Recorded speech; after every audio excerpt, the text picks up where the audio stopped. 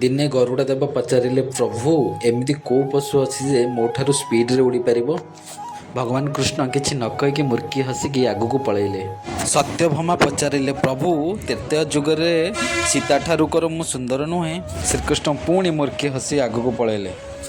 ଭଗବାନ କୃଷ୍ଣ ଚିନ୍ତା କଲେ, ଏମାନଙ୍କର ଗର୍ବ ନିହାତି ମୁଁ ଭାଙ୍ଗିବି। ଭଗବାନ କୃଷ୍ଣ ଗରୁଡ଼କୁ ଡାକି କହିଲେ, ଗରୁଡ଼ ତୁମେ ଯାଇକି ହିମାଳୟରେ ହନୁମାନଙ୍କୁ କୁହ ଯେ ତାଙ୍କୁ ଦ୍ୱାରିକାରେ କୃଷ୍ଣ ଅପେକ୍ଷା କରିଛନ୍ତି। ସାଙ୍ଗେ ସାଙ୍ଗେ ବାହାରିଲା ହିମାଳୟକୁ ଯିବା ପାଇଁ।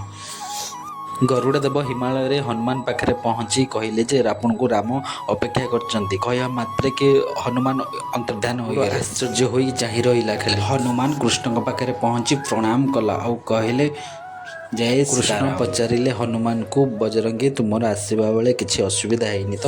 ବଜରଙ୍ଗୀ ବାଲି କହିଲେ, ନାହିଁ ପ୍ରଭୁ, ଗୋଟେ ଚକ୍ର ଆସିବାରେ ମୋତେ ଅଟକଉଥିଲା ଆଉ ମୁଁ ତାକୁ ଗିଳିଦେଲି। ପ୍ରଭୁ ଆପଣଙ୍କ ପାଖରେ ଦାସୀଟା ଜଣକ କିଏ? ମୋ ମା ସୀତା କାହାନ୍ତି? ଏହାପରେ ଶ୍ରୀକୃଷ୍ଣ ମୁର୍କି ହସିଲେ ଆଉ ଏବଂ ସତ୍ୟଭାମା ଗରୁଡ଼ଙ୍କ ଗର୍ବ ଖଣ୍ଡନ ହେଲା। ଯଦି ଭିଡ଼ିଓଟି ଭଲ ଲାଗିଥାଏ ଚ୍ୟାନେଲକୁ ଗୋଟେ ସବସ୍କ୍ରାଇବ୍ କରିଦିଅନ୍ତୁ। କମେଣ୍ଟ ବକ୍ସରେ ଜୟ ସୀତାରାମ ଲେଖିଦିଅନ୍ତୁ।